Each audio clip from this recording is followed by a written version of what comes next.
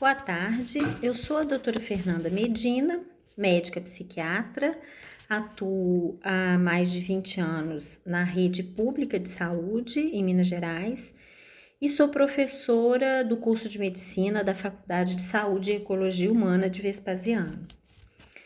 Eu vim falar hoje aqui com vocês brevemente sobre essa pandemia pelo novo coronavírus, que vem assustando as pessoas no mundo todo há cerca de 3 meses.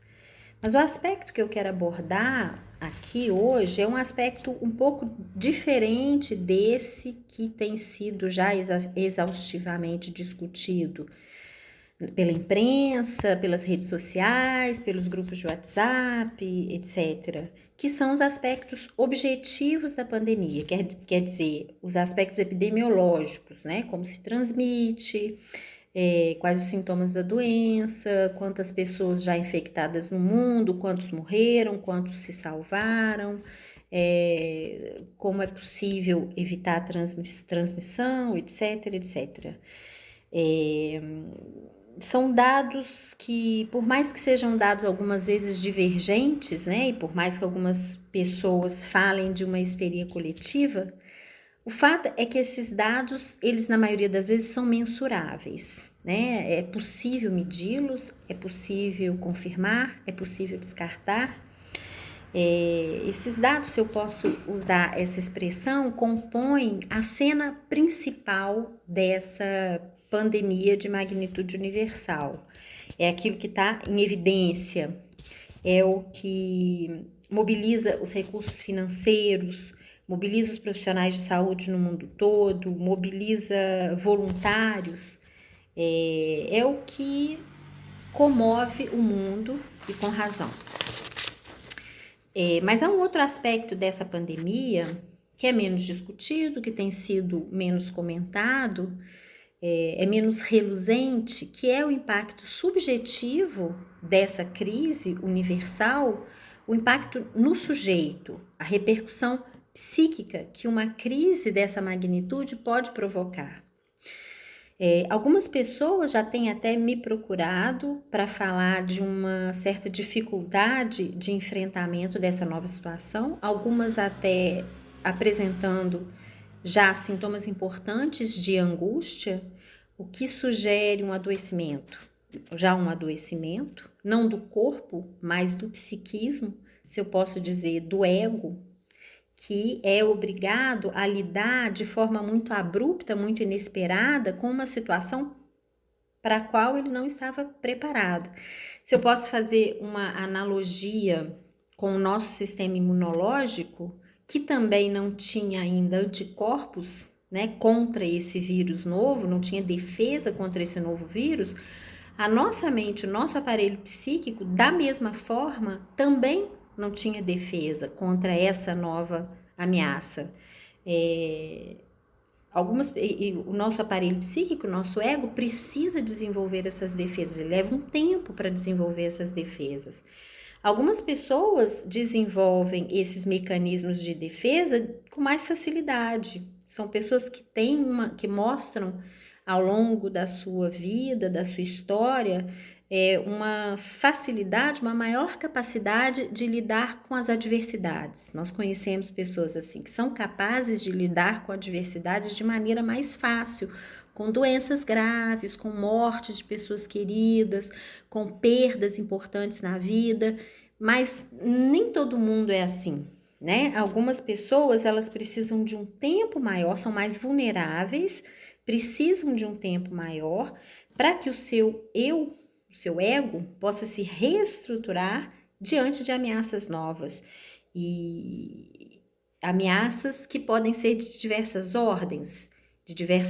Agora, hoje nós estamos falando de uma pandemia, mas essas ameaças podem ser guerras, conflitos, catástrofes naturais, como enchentes, ou ameaças pessoais, como violência doméstica, como assédio no trabalho.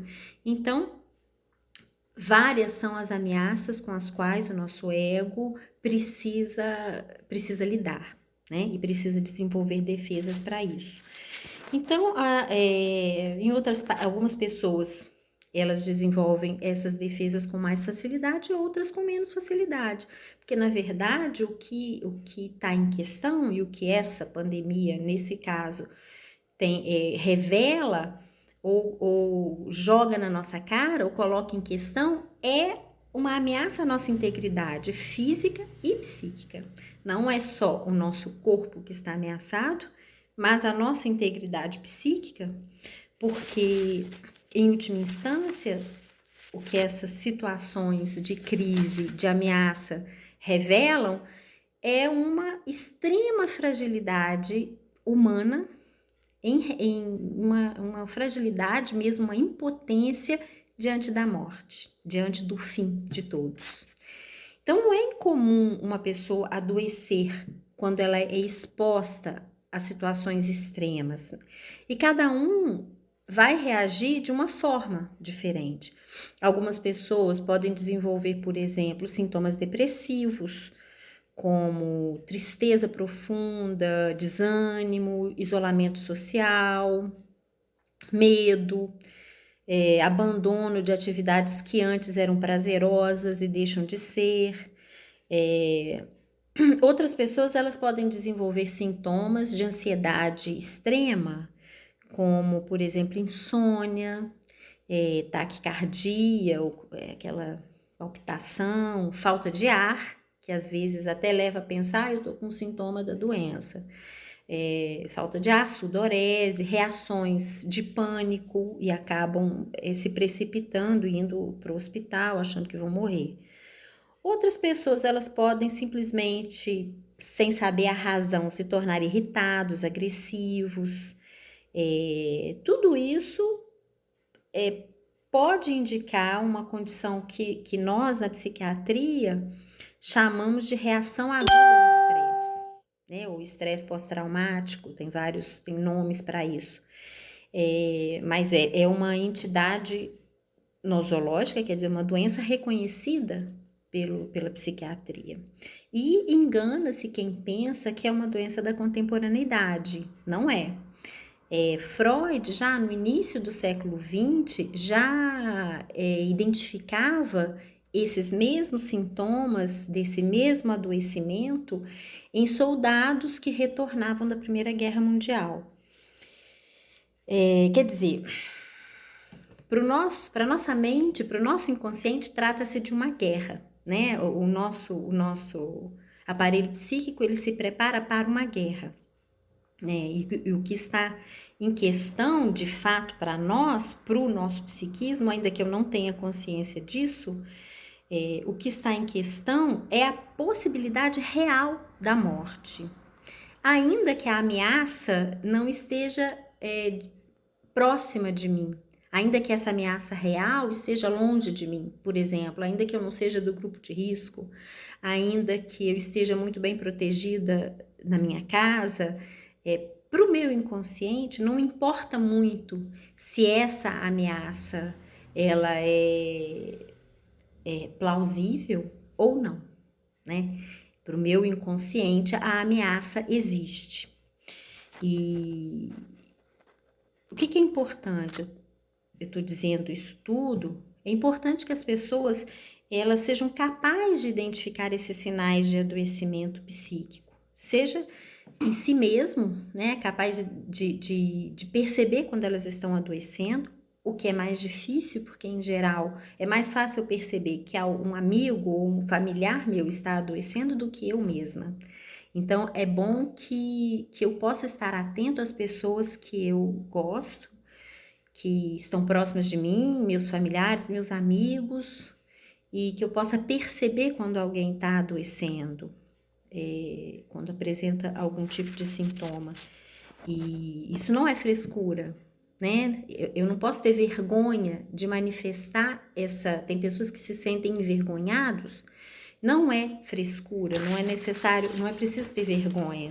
É importante que as pessoas possam falar disso com franqueza, possam conversar, possam cuidar um do outro e, se possível, conversar com alguém, com um profissional, mas um psicólogo, um psiquiatra, um médico, mas nem sempre isso é necessário. Só o fato de ser ouvido por alguém que de fato mostra boa vontade em te ouvir e que você saiba que essa pessoa não está te julgando, só o fato de ser ouvido e de poder falar francamente do que eu estou sentindo, isso já alivia muito esses sintomas de angústia. Poucas pessoas precisam ser medicadas. É raro a necessidade de medicação, porque graças a Deus, felizmente, essa reação, o próprio nome já diz, reação aguda ao estresse, ela é transitória, ela passa com mais rapidez para algumas pessoas, menos rapidez para outras pessoas, mas é transitório.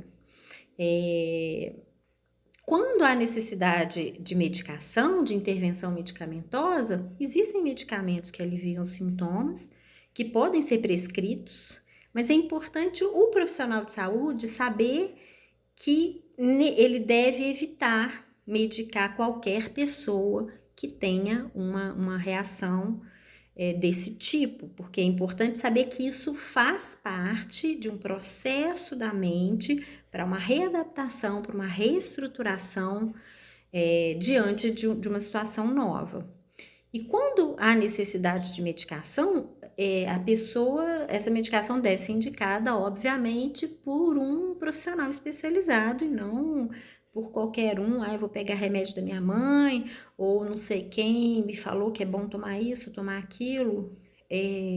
O importante, então, é isso, é que eu identifique, que eu saiba identificar, que eu saiba que isso não é frescura, que esse adoecimento psíquico, ele pode acontecer não só com você, pode ser comigo, que eu possa contar com alguém próximo, que eu não tenha vergonha de falar, e se for preciso, recorrer a um profissional de saúde capacitado para me orientar, tá bom? Fica a dica e estamos aí.